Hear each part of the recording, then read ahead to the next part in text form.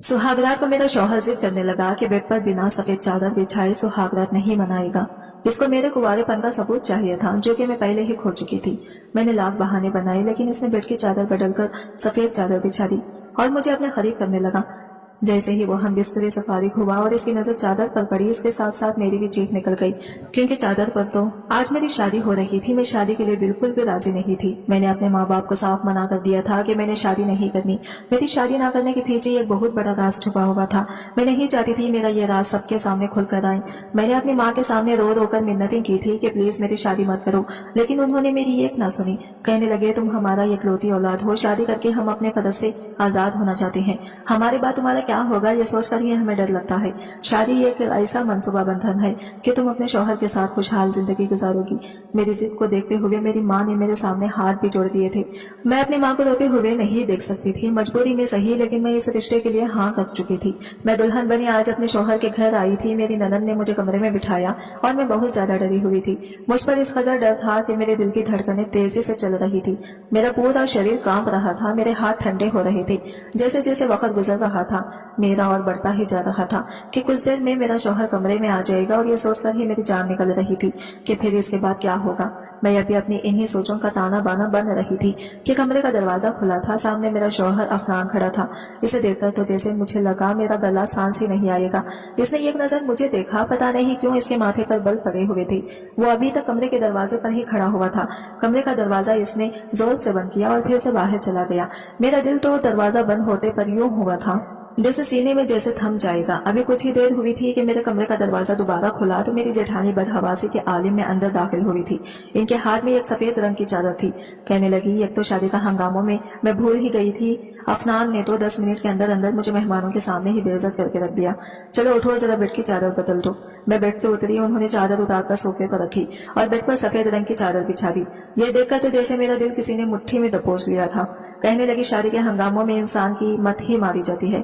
2 minute के अंदर अंदर उन्होंने बेड पर सफेद रंग की चादर बिछा दी थी। कहने लगे, अफनान इस मामले में बड़ा ही वहमी है।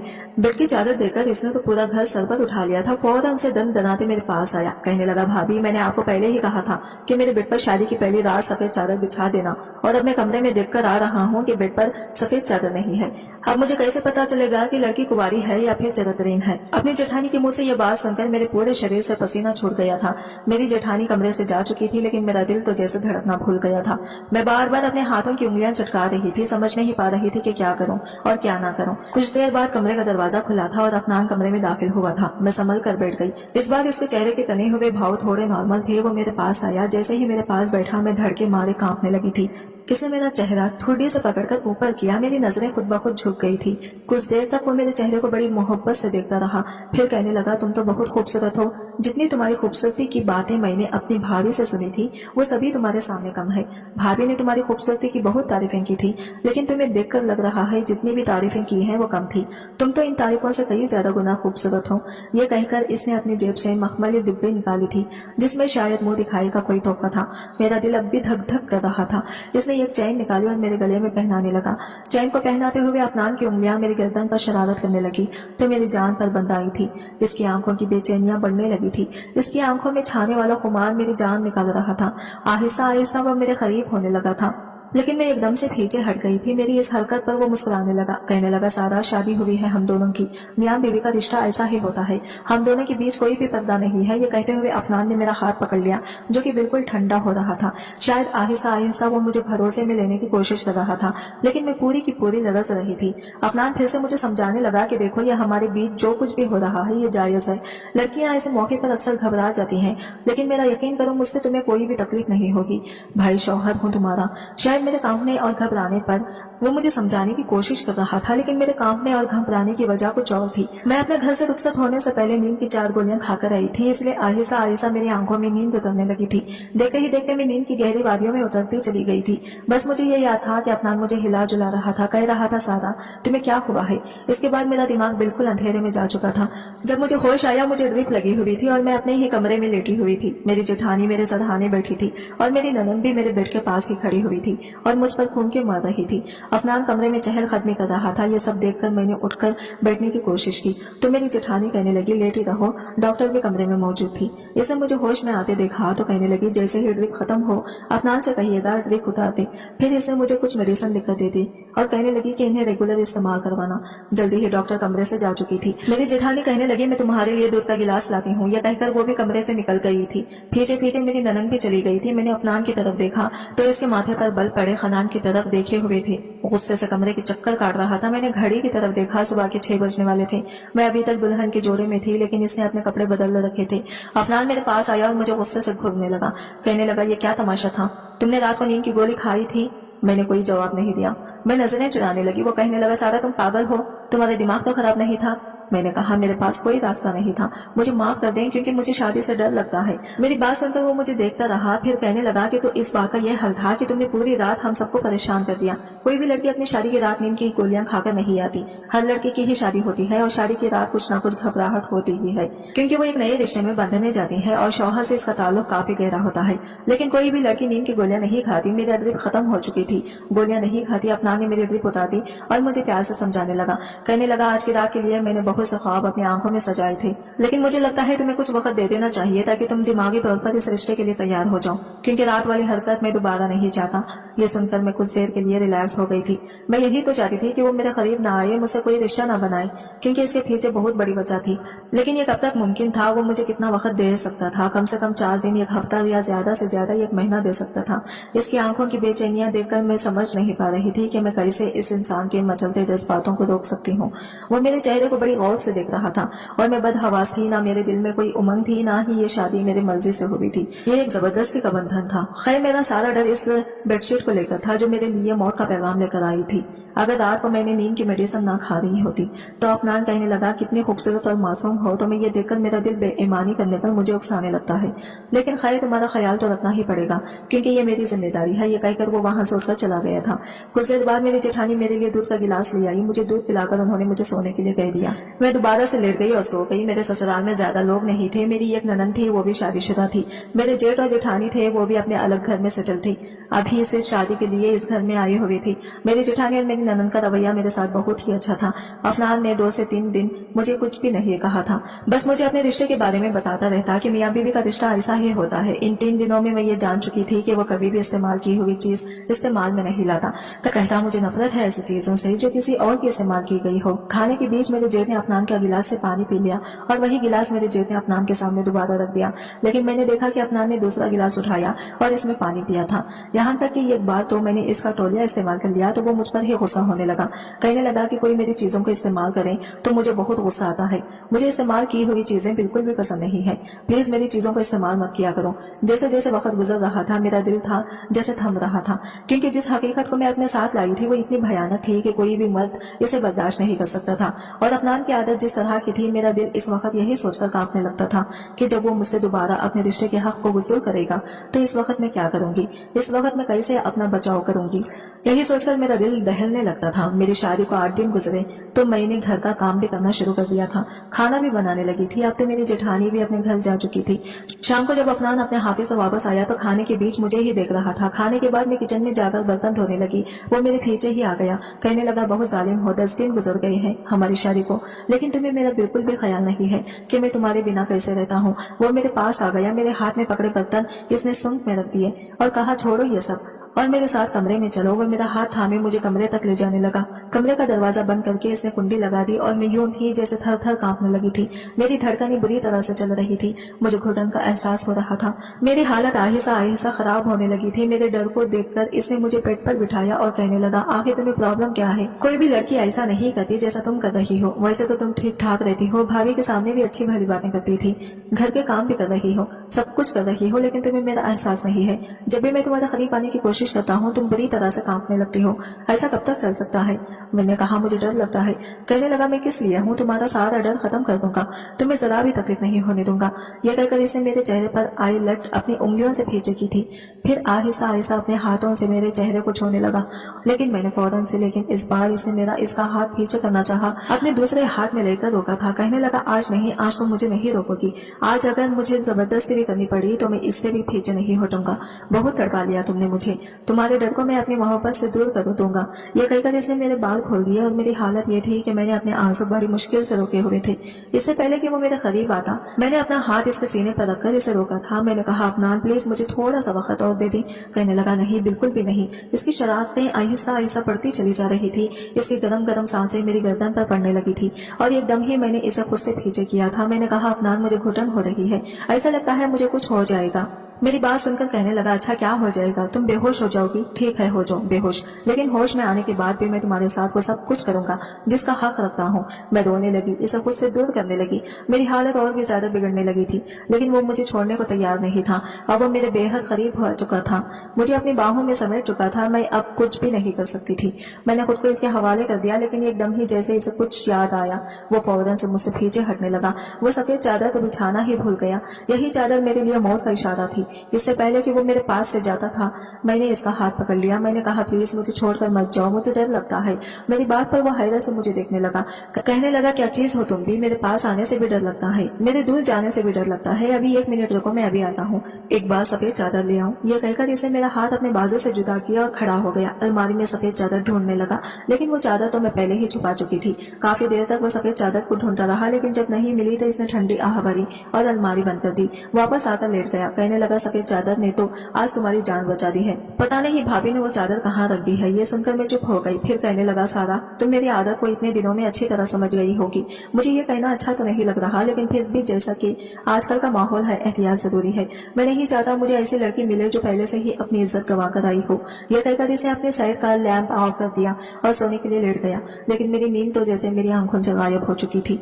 मैंने बहुत कोशिश की कि मैं सो जाऊं, लेकिन मुझे नींद नहीं आई थी। अगले दिन अफनान मुझसे कहने लगा कि इसका ये एक दोस्त है जो बाहर मुल्क गया था, अभी वापस आया है और इसे पता चला कि मेरी शादी हो गई है, इसलिए कहने लगा कि अपनी शादी को पार्टी दो। ये कहकर अफनान मुस्कुराने लगा। कहने लगा मैंने इसे चाय पर बुलाया है, तुम चाय का अच्छा खासा इंतजाम कर लेना। मैंने कहा जी ठीक है। मैंने चाय का अच्छा खासा इंतजाम किया था। शाम तक अफनान का दोस्त भी आ गया था। मैंने किचन में सब कुछ तैयार कर रखा था। अफनान किचन में आया, चाय लेकर अपने दोस्त के सामने रख दी, लेकिन अफनान ने तो मुझे भी बुलाने लगा। कहने लगा मेरा दोस्त तुमसे मिलना चाहता है। मैंने कहा मैं क्यों किसी अजनबी से मिलूं, वो आपका दोस्त है। वो कहने लगा कि वो मेरा दोस्त है और बहुत ही अच्छा दोस्त है, इसलिए तुम्हें इसे अजनबी कहने की कोई जरूरत नहीं है। बहुत ही अच्छा शरीफ लड़का है। इसने मेरा हाथ पकड़ा और मुझे डाइनिंग रूम में ले जाने लगा, लेकिन डाइनिंग रूम में जाने से पहले ही इसके दोस्त पर मेरी नजर पड़ गई थी और मेरे होश उड़ गए थे। ऐसा लगा कि जैसे जमीन आसमान मेरी आंखों के सामने घूम गए थे। मेरी आंखों के नीचे अंधेरा छा गया था। मैं वहीं की वहीं बैठ गई। अफनान कहने लगा सारा क्या हुआ है तुम्हें, चलो मैं ही दोस्त से ही एक मुलाकात कर लूं, वो तुम्हें देखना चाहता है। मैंने कहा अफनान पता नहीं क्यों मेरा सर चकरा रहा है, मैं कुछ देर अपने कमरे में आराम करना चाहती हूँ। मेरी हालत को देखते हुए अफनान ने मुझे कुछ और नहीं कहा और खुद ही अपने दोस्त के पास चला गया और मैं कमरे में चली आई।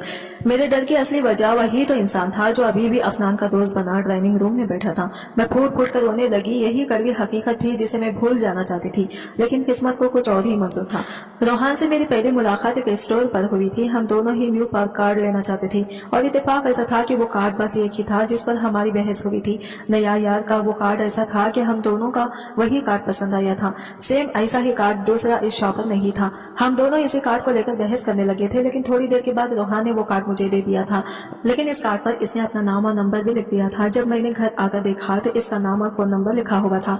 काफी खूबसूरत नौजवान था, लेकिन खैर मुझे इसकी इस हरकत पर गुस्सा आया था क्योंकि अब वो कार्ड मेरे किसी भी काम का नहीं था। अगर मैं अपनी फ्रेंड को वो कार्ड देती तो इस कार्ड पर इस लड़के का नाम और फोन नंबर लिखा हुआ था, तो मैं वो कार्ड अपनी फ्रेंड को नहीं दे सकती थी। मैंने गुस्से में इस नंबर को डायल किया और इसे डांटने लगी कि तुमने अपना नंबर इस कार्ड पर क्यों लिख दिया, अब ये मेरे किसी भी काम का नहीं है। खैर यहीं से हमारी बातों का सिलसिला शुरू हुआ था जो बढ़ते बढ़ते बहुत आगे तक चला गया था। मुझे रोहान से मोहब्बत हो गई थी और वो भी तो मुझसे मोहब्बत करता था। पहले तो हमारे बीच सिर्फ बातें होती थी, लेकिन आहिस्ता आहिस्ता वो मेरी तारीफें करने लगा कि पहली नजर में ही तुम मुझे बहुत अच्छी लगी थी और जानबूझकर मैंने तुमसे बहस शुरू की थी। मुझे इस कार्ड से कोई दिलचस्पी नहीं थी, मैं चाहता तो दूसरा कार्ड भी ले सकता था। मुझे दिलचस्पी तो तुमसे थी, इसलिए मैंने अपना नंबर लिखकर दे दिया था। पहले तो मेरा इरादा इससे सिर्फ दोस्ती करने का था, जैसे कि मेरी दोस्ती ने भी कर रखी थी, लेकिन मैं नहीं जानती थी ये दोस्ती मुझे मोहब्बत में बदल जाएगी और वो मुझे बहुत प्यारा हो जाएगा। 6 महीने में ही हमारा यह हाल था कि हम एक दूसरे के बगैर रह नहीं सकते थे। हमारे बीच अब किसी भी बात का कोई पर्दा नहीं रहा था। हम एक दूसरे से हर तरह की बातें करने लगे थे, वो बातें भी जो हमें नहीं करनी चाहिए थी। शैतान जब इंसान पर हावी होने लगता है तो इसकी अकल खत्म हो जाती है। हमारे साथ भी ऐसा ही हुआ था। आहिस्ता आहिस्ता मैं बहकने लगी थी, अपनी राह से भटकने लगी थी। शायद ये उम्र ही कुछ ऐसी जज्बाती उम्र थी। इस वक्त मैं इंटर क्लास में थी और मेरी उम्र इस वक्त 17 साल थी। यह ऐसी नाजुक उम्र होती है कि लड़कियां बहुत जल्दी अपनी राह से भटक जाती हैं। एक बार मुझे रोहान ने मिलने के लिए बाहर बुलाया था। मेरा अपना खुद यह हाल था कि अब बातों से मन नहीं भरता था। मैंने सोचा कि एक मुलाकात कर लेनी चाहिए और मैं इससे मिलने के लिए चली गई थी। एक दूसरे को देखकर हमारे जज्बात उभरने लगे थे, बेकाबू होने लगी थी।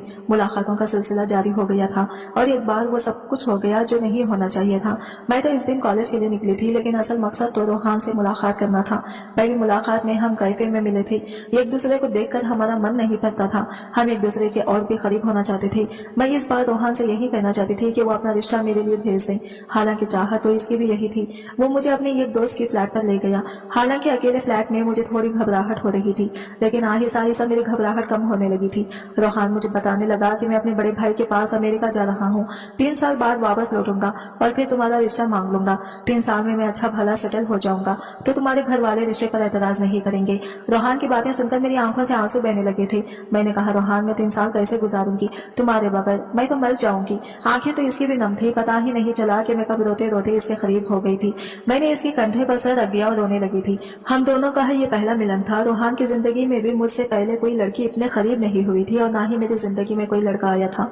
वो मुझे तसल्ली देने लगा, कहने लगा तुम परेशान मत हो, अभी मेरे पास नौकरी नहीं है और तुम्हारे माँ बाप भी बिना नौकरी के मुझे तुम्हारा रिश्ता नहीं देंगे। मैं इसके साथ लगकर रोई जा रही थी। पता नहीं कब रोहान पर खुमारी से चढ़ने लगी थी और वो मुझे आहिस्ता आहिस्ता अपने बाहों में भरता चला गया था। कहने लगा, मैं भी तुम्हारे बगैर कैसे जाऊंगा? मुझे एक यादगार मुलाकात दे दो ताकि मैं वहां पर जब भी उदास हूँ तो तुम्हें याद कर लिया करूँ। इन हसीन पलों को याद करके दिल को सुकून पहुंचा लिया करूँ। ये सुनकर मैं एकदम से घबरा गई थी और रोहान से पीछे हटी थी। मैंने इनकार किया, लेकिन इसकी मोहब्बत के सामने मैं भी बेबस हो गई थी। मैं इसे ज्यादा मना नहीं कर पाई। आहिस्ता आहिस्ता हम बेहद करीब होते चले गए और मुझे खुद भी अंदाजा नहीं हुआ वो मुलाकात मेरी जिंदगी भर का रोग बन चुकी थी। जब जज्बातों का तूफान ठंडा हुआ तो मैं अपना सब कुछ खो बैठी थी। मैं बस रोते जा रही थी। वो शर्ट पहनते हुए कहने लगा, मैं तुमसे कभी भी बेवफाई नहीं करूंगा। मैंने कहा, रोहान मुझे डर लग रहा है, अगर देर हो गई तो मैं क्या करूंगी? कहने लगा, तुम्हें कुछ नहीं होगा, अभी तुम सिर्फ इंटर में हो, जब तक तुम्हारी पढ़ाई पूरी होगी मैं वापस आ जाऊंगा, बल्कि इससे पहले ही वापस आ जाऊंगा। बस तुम शादी मत करना और मेरा इंतजार करना। यह कहकर वो चला गया था, लेकिन वो नहीं आया। पहले तो वो मुझसे बातें क्लियर करता था, लेकिन फिर इसकी कॉल भी आना बंद हो गई थी। इसका फोन भी बंद जाने लगा। बहुत कॉन्ट्रैक्ट करने की कोशिश की, लेकिन इससे कोई भी बात नहीं हो पा रही थी। 4 साल तक मैंने इसका इंतजार किया था, लेकिन वो नहीं आया। मैं 21 साल की हो चुकी थी और मेरे रिश्ते आने लगे थे।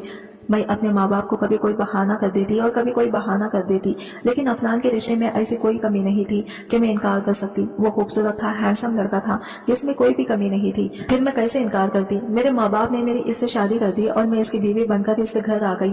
लेकिन जैसे ही शादी की पहली रात सफेद चादर बिछाई गई, मैं अजीब घबराहट में गिर गई थी, क्योंकि वो जान जाता कि मैं पाक नहीं हूँ। और अब तो रोहान मेरे सामने आकर खड़ा हो गया था। वो क्यों आया था? जब 4 साल में नहीं आया तो अब क्यों मेरी जिंदगी बर्बाद करने आ गया था? मैं तो पहले से ही बड़ी मुश्किल में अपनी जिंदगी गुजार रही थी। मेरा शौहर मुझे बिना सफेद चादर के अपनाने के तैयार नहीं था। इसे मेरी पाक दामनी का सबूत चाहिए था जो मैं खो चुकी थी। शाम से रात हो गई थी। अफनान कमरे में आया तो मुझे रोता देखकर पूछने लगा।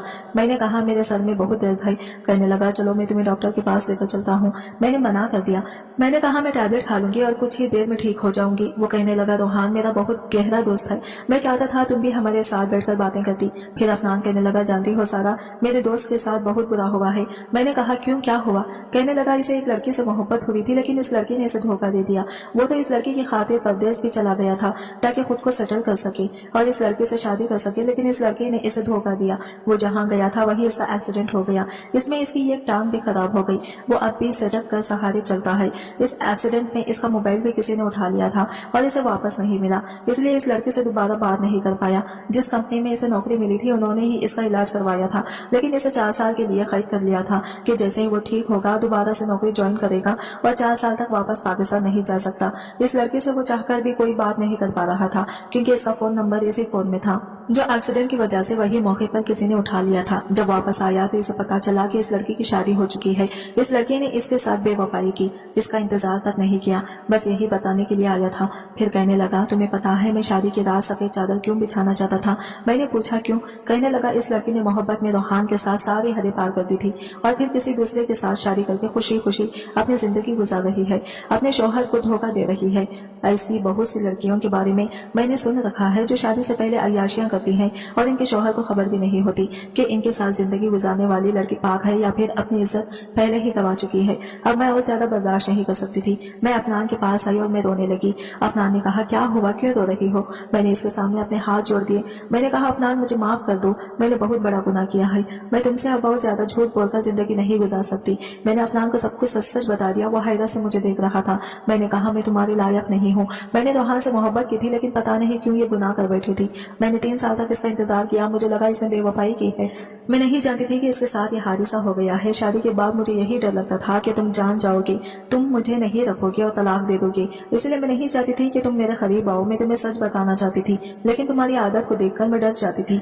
तुम इस्तेमाल की हुई चीजें दोबारा इस्तेमाल नहीं करते, फिर मुझे कैसे अपना सकते थे? लेकिन आज मैंने तुमसे अपनी सारी बातें कह दी हैं। चाहो तो मुझे माफ कर दो, चाहो तो मुझे सजा दे दो। मेरी बात सुनकर अफनान की आंखें गुस्से से लाल हो रही थी। कहने लगा, ये कैसी मोहब्बत थी तुम्हारी जिसमें तुमने अपनी इज्जत गंवा दी? फिर कहने लगा, मोहब्बत और इज्जत एक साथ औरत को सिर्फ इसका शौहर दे सकता है, गैर मर्द नहीं दे सकता। मुझे अपने दोस्त रोहान की ये बात बुरी लगी थी कि इसने मोहब्बत में एक लड़की की इज्जत मांग ली थी और हमेशा इसको इस बात पर मैं बुरा भला भी कहता रहता था, क्योंकि ये बात बिल्कुल भी ठीक नहीं है। तुम मेरी मोहब्बत बन गई थी। शादी होते ही तुम्हारी मोहब्बत खुद ब खुद मेरे दिल में पैदा हो गई थी। हाँ, मैं मानता हूँ मुझे इस्तेमाल की हुई चीजें पसंद नहीं है, लेकिन तुम कोई चीज नहीं बल्कि मेरी बीवी हो। मियाँ बीवी एक दूसरे का लिबास होते हैं और लिबास इंसान के बदन को छुपा कर रखते हैं, इनकी कमियों को, इनकी ऐबों को छुपा लेते हैं। इसलिए मेरा फर्ज है कि मैं तुम्हारा ये ऐब भी छुपा लूं। यह कहकर इसने मेरा हाथ थामा था। मैं तो पत्थर की बन गई थी। मैं सोच भी नहीं सकती थी कि अफनान का दिल इतना बड़ा भी हो सकता है। बस 1 मिनट लगा था। मेरे दिल में अफनान की मोहब्बत रोहान से भी कई गुना बढ़ चुकी थी। वो चाहे जाने के काबिल था। वो मुझे माफ कर चुका था। इसने रोहान से दोस्ती खत्म कर दी। इसके बाद रोहान कभी हमारे घर नहीं आया था, न ही अफनान ने कभी इसका जिक्र किया था। मेरी शादी को आज 5 साल हो चुके हैं। हमारे पास एक प्यारा सा बेटा भी है। अफनान ने कभी मुझे मेरे माजी के हवाले से ताना नहीं दिया और मेरा तो यह हाल है कि मैं अफनान की दीवानी हो चुकी हूँ। इसकी जबान से निकला हर लफ्ज मेरे लिए हुक्म का सतान रखता है। असल मोहब्बत वही है जो अपने